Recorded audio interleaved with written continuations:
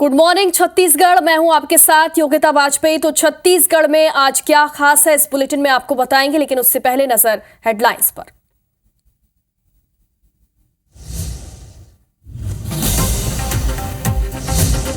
पखांजूर में जवानों ने एक नक्सली को किया ढेर, मौके से एसएलआर हथियार भी बरामद। कल दोपहर से रुक रुक कर हो रही मुठभेड़। रायपुर में मंदिर हसौद इलाके की बस्ती में पकड़ाया गौमांस। बड़ी संख्या में थाना पहुंचे बजरंग दल के कार्यकर्ता। पुलिस ने आरोपी को किया गिरफ्तार।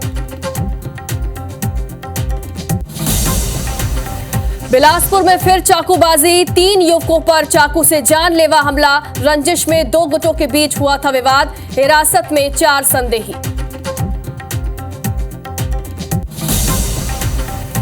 छत्तीसगढ़ में निकाय चुनाव को लेकर आ जाएगा बीजेपी का घोषणा पत्र। सीएम साय और बीजेपी प्रदेश अध्यक्ष किरण देव जारी करेंगे। समिति के सदस्य रहेंगे मौजूद।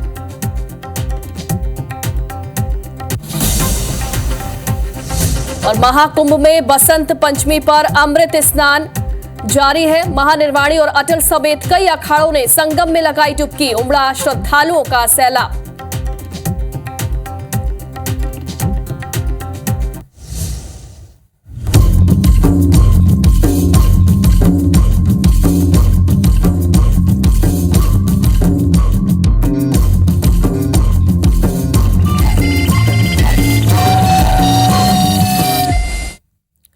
तो सबसे पहले बात करते हैं देश के सबसे बड़े धार्मिक आयोजन महाकुंभ की।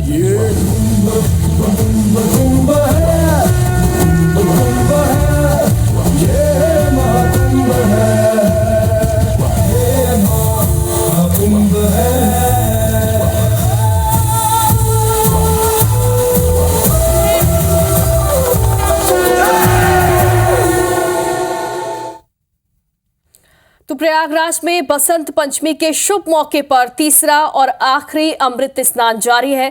साधु संतों के साथ देश और विदेश से पहुंचे श्रद्धालु पवित्र संगम में आस्था की डुबकी लगा रहे हैं। बसंत पंचमी हिंदू धर्म का एक पावन पर्व है और आज इसी बसंत पंचमी स्नान के लिए श्रद्धालुओं का सैलाब महाकुंभ में प्रयागराज में उमड़ा हुआ है।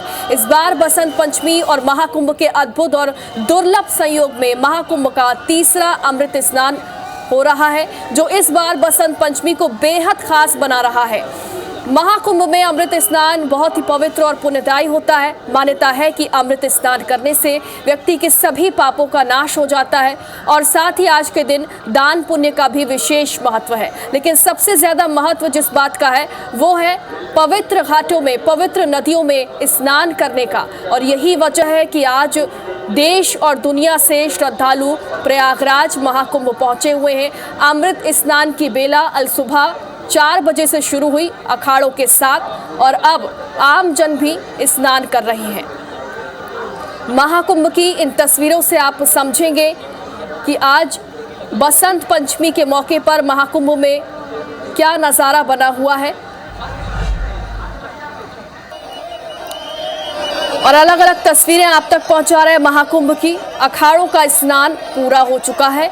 साधु संतों ने स्नान किया अपने धार्मिक मान्यता के अनुसार, हाथों में शस्त्र लेकर गाजे और बाजे के साथ जो अखाड़े हैं वो स्नान करने के लिए पहुंचे। अखाड़ों की जो भव्यता है वो देखते ही बन रही थी और अब आम जन का स्नान भी शुरू हो चुका है।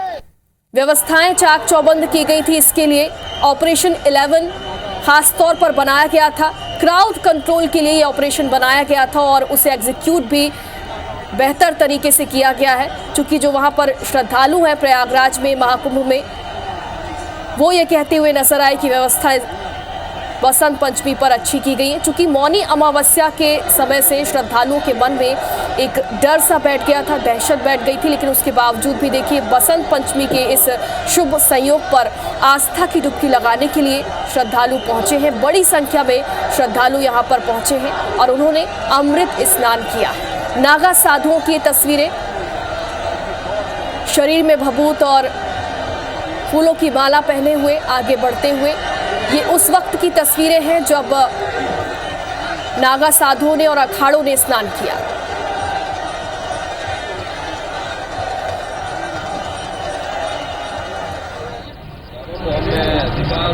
और देखिए नागा साधु है यहाँ पर बसंत पंचमी के शुभ संयोग पर उन्होंने आस्था की डुबकी लगाई और इसके बाद जयकारे यहाँ पर लगाते हुए, हाथों में डमरू है, दूसरे हाथ में शस्त्र है।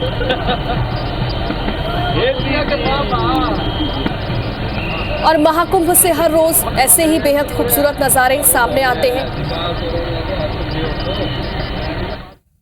और हेलीकॉप्टर से यहाँ पर देखिए फूलों की बारिश की जा रही है। जो श्रद्धालु हैं, साधु संत हैं, उनका इस तरीके से जिला प्रशासन स्वागत कर रहा है।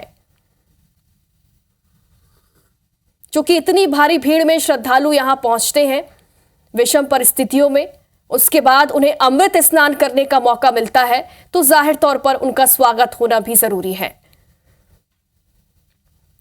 महाकुंभ नगरी में बड़ी संख्या में श्रद्धालु पहुंचे और यहां पर देखिए फूलों से उनका स्वागत। और अब ये तस्वीर देखिए, अल सुबह की ये तस्वीर है। सुबह 4 से 5 बजे के आसपास अखाड़ों का जो स्नान है वो शुरू हो गया था और पुल से जाते हुए यहां पर एक एक करके 13 अखाड़ों ने स्नान किया। पीपा पुल की ये तस्वीरें हैं। यहां पीपा पुल खोला गया था अखाड़ों के स्नान के लिए, संगम स्नान के लिए अखाड़े यहां से जाते हुए। सुबह 4 से 5 बजे के आसपास की ये तस्वीर आपको दिखा रहे हैं। और ये देखिए अखाड़ों के स्नान की ये तस्वीरें। समय चूंकि 5 बजे का था, लेकिन उत्साह इतना ज्यादा था अखाड़ों के संतों के अंदर कि वो 4 से 4:30 के बीच ही वहां पर पहुंच गए और उन्होंने स्नान किया। यही वजह है कि समय से पहले ही अखाड़ों का स्नान भी पूरा हो गया। एक तरफ देखिए अखाड़ों के स्नान की आप तस्वीरें देखेंगे, तो वहीं दूसरी तरफ देखिए कि रोशनी होने के बाद की ये तस्वीरें हैं, तो ज्यादा अच्छे से आप देख पा रहे हैं उन तस्वीरों को।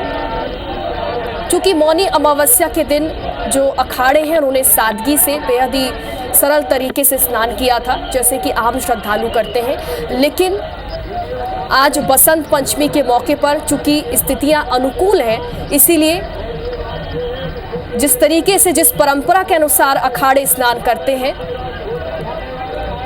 शस्त्रों के साथ, लाव लश्कर के साथ, गाजे बाजे के साथ अखाड़ों ने आज स्नान किया है।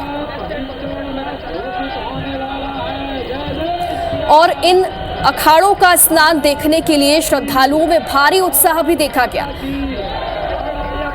श्रद्धालु जो है वो उनके चरणों की रज रखकर उनकी पूजा करते हैं और ऐसे मानते हैं कि जो नागा साधु हैं, जो अखाड़ों के जो साधु संत हैं, उन्हें विशेष महत्व दिया जाता है। भारत माता की जय के जयकारे लगाते हुए यहाँ पर देखिए अखाड़ों के साधु संत हैं। प्रधानमंत्री माननीय श्री योगी आदित्यनाथ जी बनने वाले हैं। जय जय श्री राम। और ये अनूठा नजारा सिर्फ आपको महाकुंभ में देखने को मिलेगा, क्योंकि महाकुंभ देश और दुनिया का सबसे बड़ा धार्मिक आयोजन, एक अनूठा आयोजन जिसमें करोड़ों की संख्या में लोग पहुंचते हैं। ना सिर्फ देश बल्कि दुनिया से भी यहां पर श्रद्धालु पहुंचते हैं। और खासकर विदेशी मेहमानों के आकर्षण का केंद्र है महाकुंभ। आपने देखा होगा कि सोशल मीडिया में कई तस्वीरें, कई वीडियोस वायरल होते हैं महाकुंभ के, जहां विदेशी श्रद्धालु पहुंचते हैं और ये कहते हैं कि ऐसा आयोजन देख पाना और इस पर यकीन कर पाना बेहद मुश्किल है। यही वजह है कि इन नजारों का लुत्फ लेने के लिए विदेशी मेहमान बड़ी संख्या में पहुंचते हैं। और चलिए हमारी सहयोगी हरप्रीत कौर रीन हमारे साथ लाइव जुड़ गई हैं, उनसे जानकारी लेते हैं। महाकुंभ में इस वक्त क्या माहौल बना हुआ है वो हमें बताएंगी। हरप्रीत, इस वक्त जानकारी दे, क्या नजारा आप देख पा रही हैं?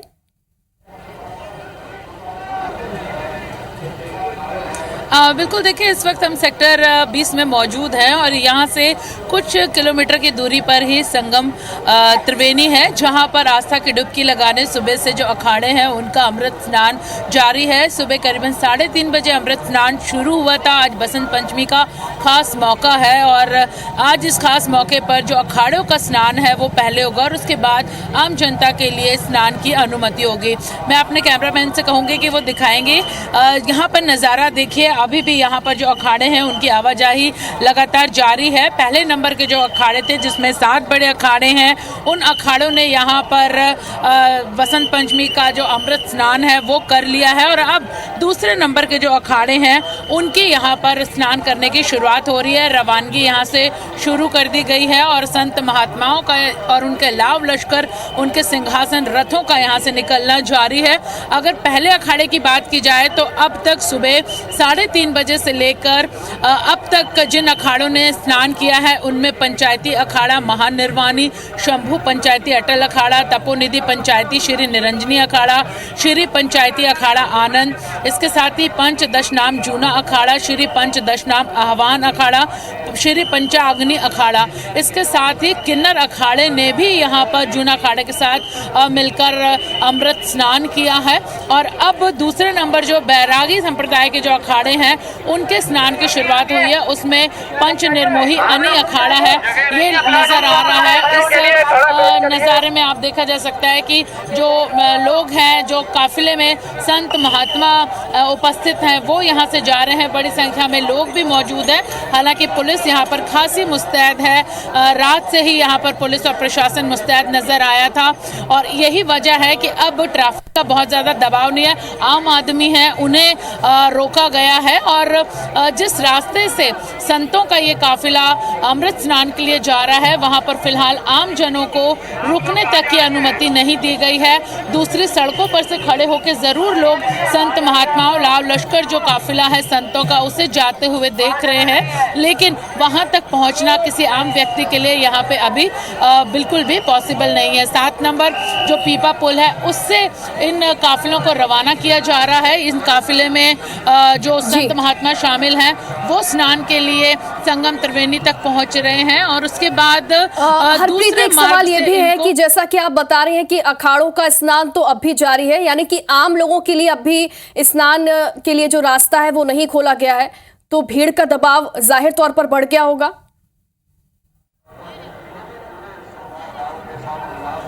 बिल्कुल सही कहा आपने कि जाहिर तौर पर भीड़ का जो दबाव है वो बढ़ गया होगा, लेकिन मौनी अमावस्या पर कुछ इसी तरह की चूक हुई थी, लेकिन उस पर एहतियात बरतते हुए अब प्रशासन ने होल्डिंग एरियाज को बढ़ा लिया है। होल्डिंग एरिया वो इलाका है जहां पर जब भीड़ बढ़ रही है प्रयागराज की सड़कों और गलियों में या बाहर से आने वाले लोगों की, तो एक पहले ही इलाके में उनको रोक लिया जा रहा है।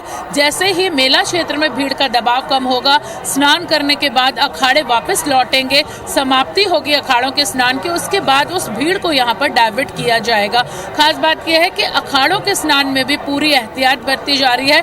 जब तक कि एक अखाड़ा स्नान करके वापस नहीं पहुंचता तय स्थान तक, तब तक दूसरे अखाड़े को जाने की अनुमति नहीं दी जा रही है, भले ही वो सड़क पर अपनी पूरी तैयारी लाव लश्कर के साथ यहाँ पर मौजूद रहे। तो तमाम तरह की जो एहतियात है वो बरती गई है। हालांकि शुरुआत जो है स्नान की सुबह 5 बजे से होनी थी, लेकिन 4 बजे 1 घंटे पहले से ही यहाँ पर शुरू हो गई। महानिर्वाणी अखाड़े के जो सदस्य हैं वो पहुँच गए थे, तो लग रहा था कि शायद आम जनता को अब पहले स्नान करने की सहूलियत मिल जाएगी, अखाड़ों का स्नान जल्दी खत्म होगा। लेकिन अब वो जो तय समय है 40-40 मिनट का, उसमें कुछ थोड़ी देरी हुई है और अब अपने ही समय पर यहाँ से निर्मोही अखाड़ा जो दूसरे नंबर का वो निकला है। आप यहाँ पर दर्शक हमारे देख सकते हैं। और अब ये अखाड़ा जब संगम से स्नान करके लौटेगा तो माना जा रहा कि शाम 4 बजे के बाद ही आम जनता संगम पर स्नान कर सकेगी। हालांकि बिल्कुल हरप्रीत, यानी कि आम लोगों को आज लंबा इंतजार करना होगा स्नान करने के लिए। हालांकि व्यवस्थाएं अच्छी की गई हैं, तो देखना होगा कि स्थितियां किस तरीके से नियंत्रित अब की जाती है। बहुत बहुत शुक्रिया आपका, लगातार अपडेट्स देते रहिए। और छत्तीसगढ़ के श्रद्धालुओं के लिए खुशखबरी है, क्योंकि महाकुंभ के लिए स्पेशल ट्रेन को मंजूरी मिल गई है। 4 फरवरी से प्रयागराज के लिए स्पेशल ट्रेन चलाई जाएगी। विशाखापट्टनम बिलासपुर होकर गोरखपुर ये ट्रेन जाएगी। विशाखापट्टनम गोरखपुर महाकुंभ के नाम से ये ट्रेन चलेगी। प्रयागराज जाने वाले श्रद्धालुओं को अब राहत मिलने वाली, क्योंकि 4 फरवरी से प्रयागराज के लिए ट्रेन चलेगी। रायपुर से ये ट्रेन चलेगी। महाकुंभ के लिए स्पेशल ट्रेन को मंजूरी मिल चुकी है। प्रयागराज जाने वाले श्रद्धालुओं को इससे जाहिर तौर पर राहत मिलेगी और 4 फरवरी से ये ट्रेन जो है वो शुरू की जाएगी।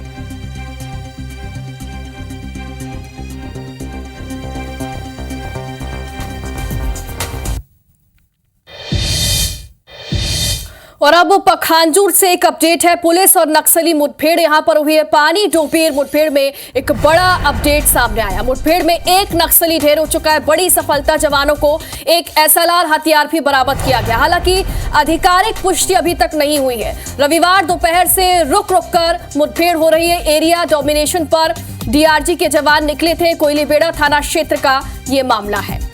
तो मुठभेड़ पर ये बड़ा अपडेट आप तक पहुंचा रहे। एक नक्सली ढेर हो चुका है, तो वहीं एक SLR हथियार भी बरामद किया गया। हालांकि आधिकारिक पुष्टि अभी तक नहीं हुई है। पानी डोबीर मुठभेड़ में ये बड़ा अपडेट है। एक नक्सली ढेर हो गया है। जवानों को ये बड़ी सफलता मिली। एक SLR हथियार भी यहां से मौके से बरामद किया गया है। रविवार दोपहर से रुक रुक कर मुठभेड़ यहां पर हो रही है।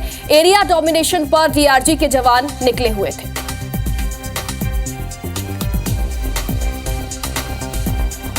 और ज्यादा जानकारी के लिए हमारे सहयोगी अमिताभ हमारे साथ जुड़ गए हैं। अमिताभ, फिलहाल क्या अपडेट मिल रहा है? हालांकि आधिकारिक पुष्टि तो नहीं है, एक नक्सली ढेर हो चुका है, और क्या जानकारी मिल रही है? देखिए, कल दोपहर 12 बजे से लगातार रुक रुक के मुठभेड़ हो रही है नक्सली और फोर्स के साथ, जिसमें अभी तक जो खबर बाहर निकल के आ रही है उसमें एक नक्सली जो है मारा गया और उससे एक SLR बरामद हुआ है। जी बिल्कुल, देखना होगा आधिकारिक पुष्टि जब तक नहीं होती इस मामले की, लेकिन ये जानकारी मिल रही है कि एक नक्सली ढेर हो चुका है। बहुत बहुत शुक्रिया आपका। लगातार अपडेट्स आप देते रहिएगा।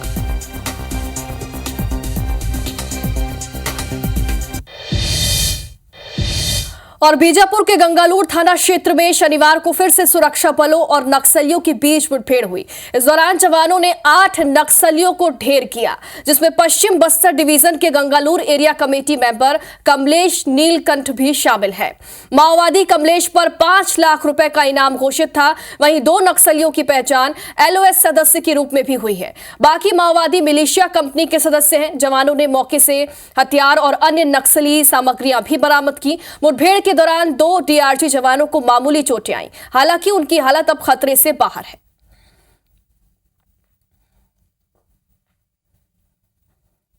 1 फरवरी को सुबह 8:30 बजे से मुठभेड़ शुरू हुआ और ये लगभग 1:30 बजे तक चलता रहा। ग्रुप सर्चिंग के दौरान 8 पुरुष माओवादियों के शव बरामद किए गए, जिसमें एक जो है ACM रैंक के हैं, गंगलूर एरिया कमेटी के कमलेश नीलकंठ।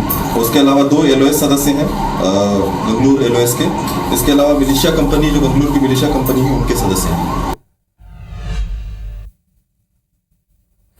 बीजापुर में सुरक्षा जवानों ने एक बार फिर नक्सलियों की बड़ी साजिश को नाकाम किया। सुरक्षा बलों ने उसूर थाना क्षेत्र में 25 किलो का IED बरामद किया। पुलिस और CRPF की संयुक्त टीम ने IED को निष्क्रिय कर JCB की मदद से बाहर निकाला और सुरक्षित स्थान पर उसे नष्ट किया।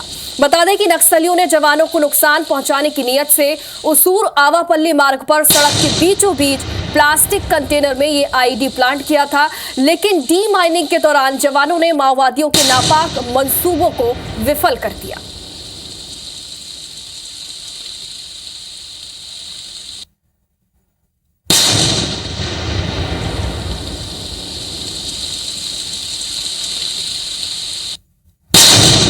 निकाय चुनाव की रायपुर में आज बीजेपी अपना घोषणा पत्र जारी करने वाली है। निकाय चुनाव को लेकर यह घोषणा पत्र जारी होगा। बीजेपी अध्यक्ष किरण देव मैनिफेस्टो जारी करेंगे। CM शाह इस दौरान मौजूद रहेंगे। घोषणा पत्र समिति के सदस्य भी इस दौरान मौजूद रहेंगे। तो आज बीजेपी निकाय चुनाव को लेकर अपना घोषणा पत्र जारी करने वाली है। CM विष्णुदेव साय इस दौरान मौजूद रहेंगे। तो घोषणा पत्र में क्या बातें होती, क्या वादे होते हैं, ये देखने वाली बात होगी। और छत्तीसगढ़ में आज नामांकन का आखिरी दिन है। त्रिस्तरीय पंचायत चुनाव के नामांकन की आज आखिरी तारीख है। जिला, जनपद, ग्राम पंचायत सदस्य के लिए नामांकन आज होगा। सरपंच, पंच के लिए नामांकन का आज आखिरी दिन है। 10:30 बजे से दोपहर 3 बजे तक नामांकन भरे जाएंगे। बैलेट पेपर से इस बार पंचायत चुनाव होने वाले हैं। तो आज नामांकन का आखिरी दिन है। निकाय चुनाव के लिए, सरपंच, पंच के लिए नामांकन का आज आखिरी दिन है। सुबह 10 बजे से दोपहर के 3 बजे तक नामांकन भरे जाएंगे।